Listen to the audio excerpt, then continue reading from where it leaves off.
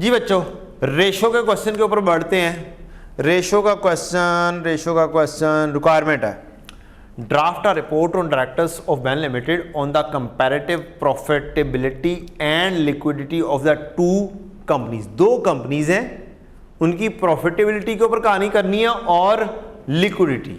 अब companies include in your report appropriate accounting ratio और brief comments on these ratio. Ratios calculate करनी है और उनकी कमेंट्स करने हैं। 14 marks, 15 marks, 12 marks, 13 marks, 11 marks, इस तरह का क्वेश्चन आपको क्या हो सकता है, आ सकता है रेशो के ऊपर। अच्छा जी, अब क्वेश्चन ये है कि हम क्वेश्चन पढ़ते हैं।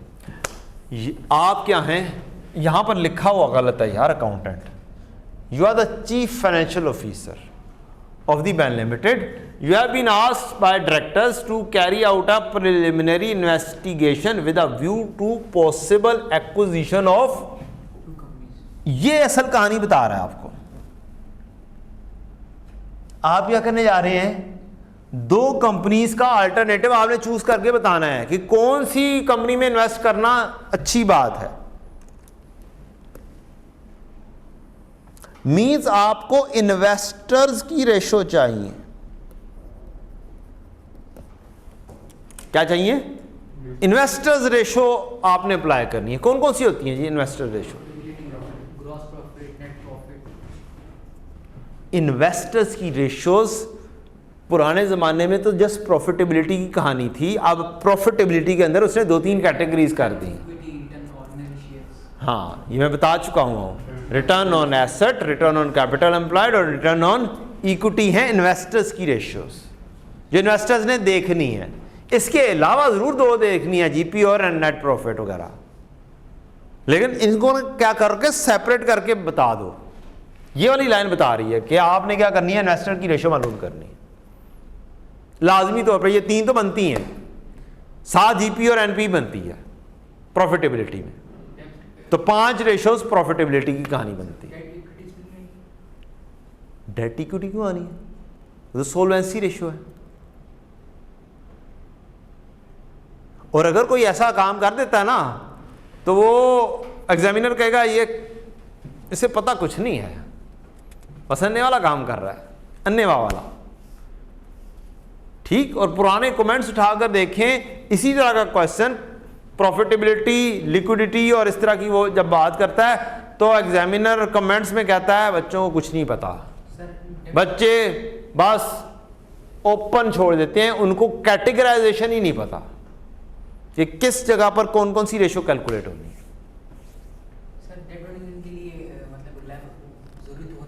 बेटा डेट इक्विटी इन्वेस्टर के लिए नहीं है, इन्वेस्टर के लिए नहीं है, और वो सोल्वेंसी रेशियो है, वो बैंकर्स के लिए जरूरी होती है। बैंक ने लोन देना तो जरूरी है, क्या है, बैंक्स ने देखना है, लोन देना है, तो क्या ये इसकी एग्जिस्टिंग डेट इक्विटी रेशियो क्या है। अदरवाइज कोई प्रॉब्लम नहीं है, बिजनेस चल रहा है, लोन लेकर चल रहा है, नो प्रॉब्लम। अगर वो अच्छे प्रॉफिट्स कमा रहा है, लोन लेकर कमा रहा है, कोई प्रॉब्लम नहीं है।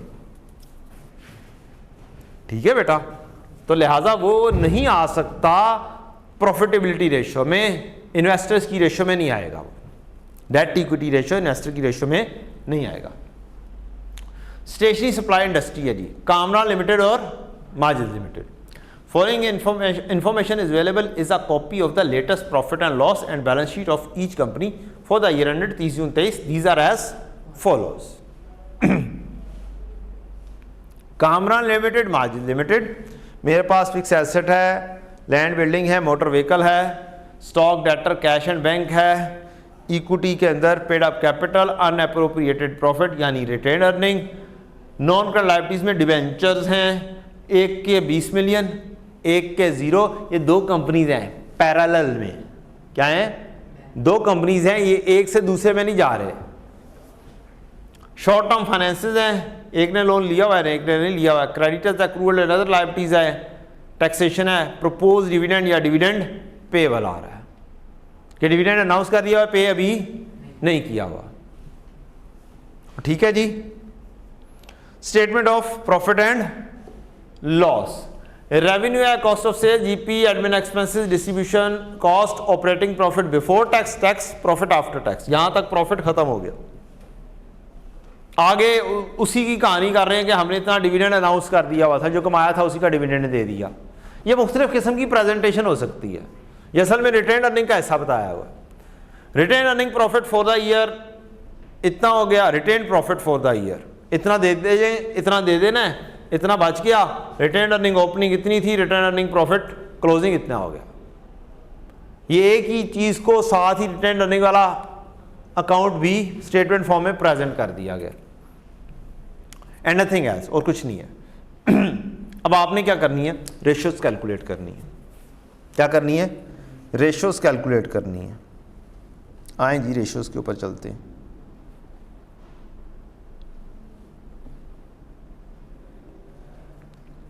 ये अब आपका क्या है, फॉर्मेट है बस। क्या आपने अपने इंटर ऑफिस मेमो बना रहे हैं, अकाउंटेंट डायरेक्टर्स को दे रहा है, एक्विजिशन ऑफ कामरा लिमिटेड या माजिद लिमिटेड फलाना फलाना फलाना इंग्लिश लिखी और ये हमारी रेशियोज आ गई प्रॉफिटेबिलिटी और ये वो। आपके ये कमेंट्स आ रहे हैं कंक्लूजन के, उससे पहले कैलकुलेशन हुई होगी तो कोई कमेंट कर सकते हैं आप। सबसे पहला तरीकाकार ये होता है कि आप फार्मूला लिखें। क्या लिखें, फार्मूला लिखें। एक लिक्विडिटी रेशियोज मांगी गई हैं, ये रेशियो नहीं होती है, ना भी कैलकुलेट करें तो खैर है। वर्किंग कैपिटल ना भी कैलकुलेट करें तो खैर है, चलेगा काम। करंट और क्विक रेशियो, ये दो रेशियोज बनानी थी। प्रॉफिटेबिलिटी में आपको इन्वेस्टर्स की प्रॉफिटेबिलिटी रेशियो अलहदा रखनी है और प्रॉफिट टू सेल्स रेशियो अलहदा बयान कर देंगे तो अच्छी बात है। Return on capital employed, PBIT over average capital employed. Return on equity, profit after tax minus preference dividend divided by average equity. Return on asset, PBIT over average total asset. अब average नहीं हो सकता, कोई भी चीज़ average नहीं हो सकता, उसके लिए 2 साल का डाटा चाहिए एवरेज करने के लिए। GP to sales, GP over sales, earning after tax over sales. Current ratio, current asset over current liability, current asset minus stock divide by current liability. अब सारे का सारा डाटा तो ऊपर आपके पास अवेलेबल है बेटा। करंट एसेट किधर है,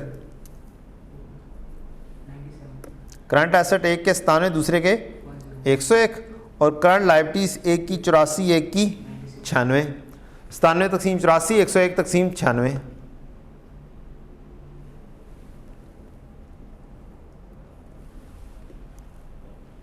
करंट रेशियो निकल कर आ जाएगी।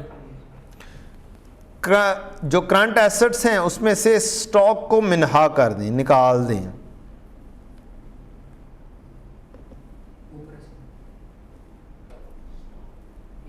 एक की 60, एक का 58। करंट एसेट 97 में से 60 निकाल दो और 101 में से 58 निकाल दो, की रेशियो आ जाएगी। 97 में 60, 101 में से 58।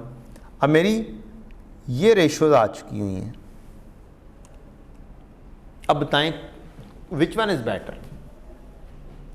कामरान लिमिटेड 1.15 पर है, ये 1.05 पर है, ये 0.44 पर है, ये 0.45 पे, मीन्स ये तकरीबन बराबर बराबर है। यहाँ पर करंट एसेट्स ज़्यादा हैं तो इसका मतलब है ये कामरान ज़्यादा बेहतर है। ऐसे ही है। अगर मैं साथ ही वर्किंग कैपिटल मालूम कर दूं, current asset minus current liabilities, तो इसका वर्किंग कैपिटल 13 मिलियन का इसके पास मौजूद है, इसके पास 5 मिलियन का है। तो दोनों में with respect to liquidity position कौन सी बेहतर हुई, कामरान बेहतर हुई। समझ लग रही है ना। तो इसको इंग्लिश में किसी ना किसी अंदाज में तो लिखना पड़ेगा। क्या बताओगे, ये इनका कंपैरिजन जो कैलकुलेशन किया, कंपैरिजन बता दो कि ये इतने पे है, ये इतने पे, ये इतने पे है, और वर्किंग कैपिटल भी इसका ज़्यादा मेंटेन हो रहा है, लिहाजा इस वक्त तक खाली लिक्विडिटी पोजीशन को देखा जाए तो किसकी बेहतर है, कामरान लिमिटेड की लिक्विडिटी पोजीशन बेहतर है। अब आते हैं अगली चीज़ के ऊपर, PBIT, profit before interest and tax. PBIT दो तरीक़ों से मालूम हो सकता है। एक जीपी में से एक्सपेंसेस को माइनस कर दें, ऑपरेटिंग प्रॉफिट बिफोर टैक्स, ये आ गया, डिस्ट्रीब्यूशन कॉस्ट भी लेस की, बल्कि वर्कआउट हुआ है। पीबीआईटी तो दिया हुआ है, PBIT over capital employed. Capital employed क्या है? लॉन्ग टर्म लोन और equity, equity plus long term loan, capital employed है। वो कितने आ रहे हैं? इक्विटी 211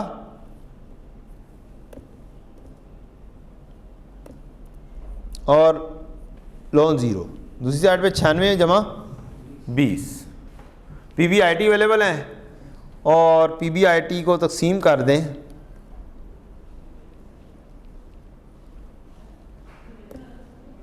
$211 और 116, जमा हो गया ना, जमा होके लिख दिया, इकट्ठा लिख दिया, वो फलाना फलाना जमा नहीं किया अलग-अलग। 96 जमा 20 116 ही होते हैं ना, या कुछ और होते हैं?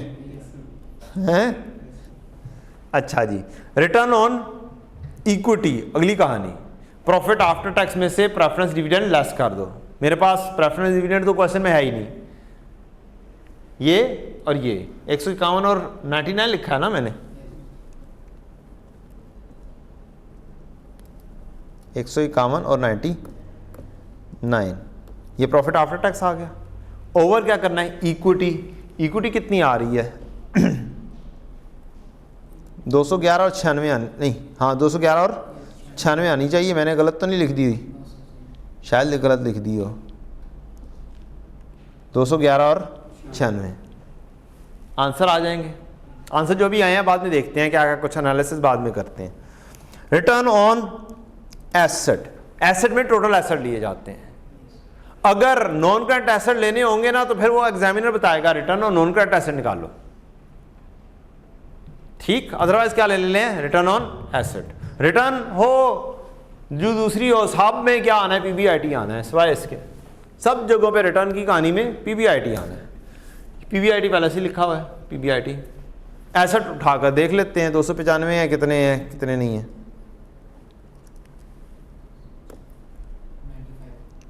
295 है, 212, कैलकुलेशन ये भी गई, ठीक है जी।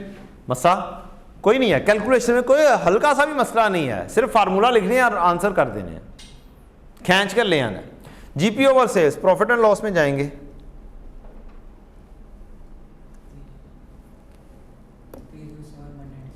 $307 तकसीम 638, 196 तकसीम 493, ये एक आ जाएगी। नेट प्रॉफिट आपका आ जाएगा 151 तकसीम 638, 99 तकसीम 493।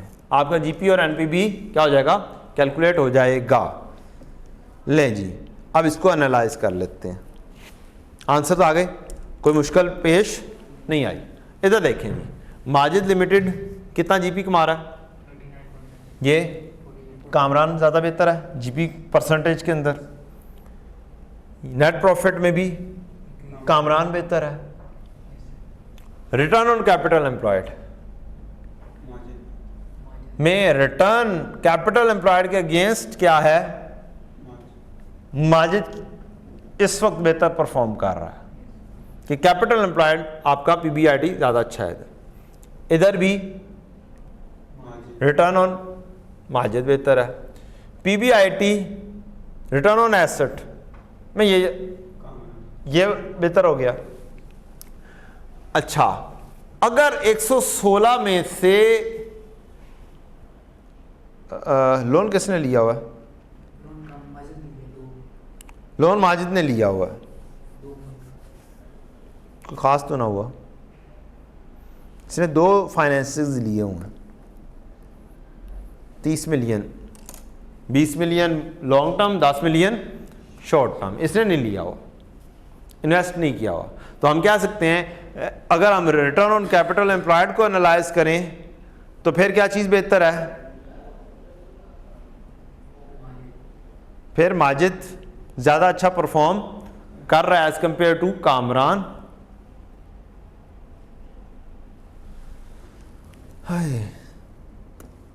माजिद लिमिटेड बेहतर है किससे? कामरान से। It means overall performance effectiveness of management in generating profit with its available funds is better. Majid limited की क्या है, बेहतर है कामरान से।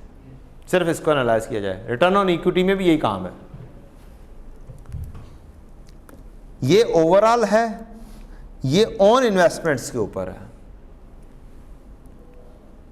मजेदार return earn on investments in Majid limited 103.13%। Return is greater than Kamran जो कि 71 है।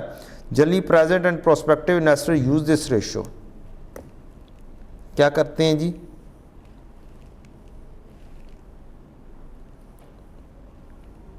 माजिद लिमिटेड ज़्यादा बेहतर है। यील्ड कहते हैं हासिल करना, ज़्यादा प्रॉफिट हासिल कर रहा है कौन, Majid limited Kamran. Return on equity की कहानी है ना, जीपी और नेट प्रॉफिट की कहानी नहीं है, ये है overall. Return on total asset में Kamran limited is higher than the Majid limited. It indicates Kamran limited use its asset more efficiently and indicates the better performance as compared with Majid limited. लेकिन मारे सा फर्क है। तो रिटर्न ऑन कैपिटल एम्प्लॉयड की तरफ से देखा जाए तो क्या है, Majid limited is way better. ठीक, जीपी को देखा जाए तो percentage of rupees after deduction, ये तो ऐसा ज़रूरत नहीं है, ये बस बताएं कौन सा बेहतर है, ज़्यादा है, फलाने का ज़्यादा है, फलाने का कम है, लिहाजा कौन सा बेहतर है। कामरान इसमें बेहतर था माजिद से। ये ज़रा सा डिफरेंट क्वेश्चन है ना। अगर सर हमको एडिशन बात कर दे इससे, हाँ, वो ये कह सकता है कि जी आप इन्वेस्टर रेशो नहीं मालूम करो, आप कमेंट इस तरीके से करो कि क्या पॉसिबल रीजंस हो सकती हैं एक की दूसरे से, तो फिर कहानी ज़रा क्वेश्चन की डिफरेंट अंदाज से चली जाएगी।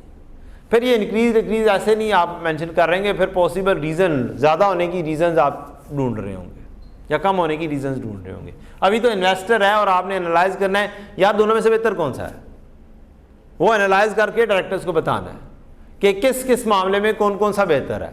तो वो आपस में कंपेयर ही करना पड़ेगा भाई कौन सी बेहतर है। ठीक है जी। तो जीपी हमने देख लिया था, कामरान का ज़्यादा था, नेट प्रॉफिट भी कामरान का ज़्यादा था माजिद से।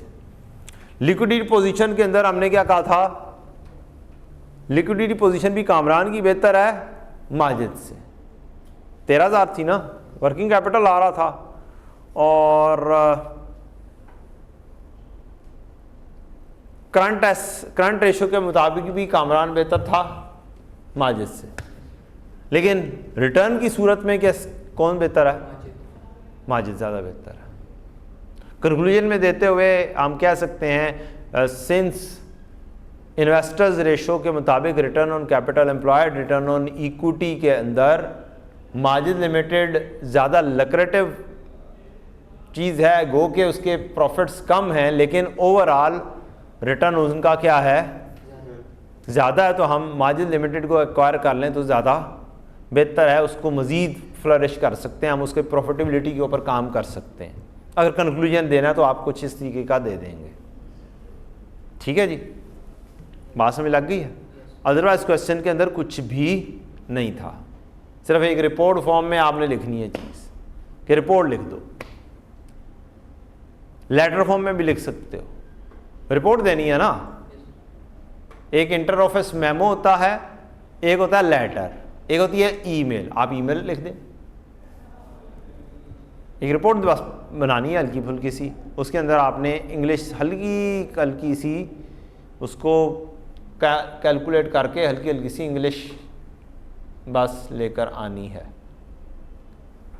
नहीं जी, रेशो क्या हो गई हमारी, ख़त्म हो गई। और क्वेश्चन दरमियाना सा था, कोई टफ वाला क्वेश्चन नहीं था ये। मीन्स इसमें से मार्क्स आराम से लिए जा सकते थे। 14 मार्क्स हैं तो इसमें से आराम से 8-9 मार्क्स 10 मार्क्स तो आराम से आने चाहिए थे।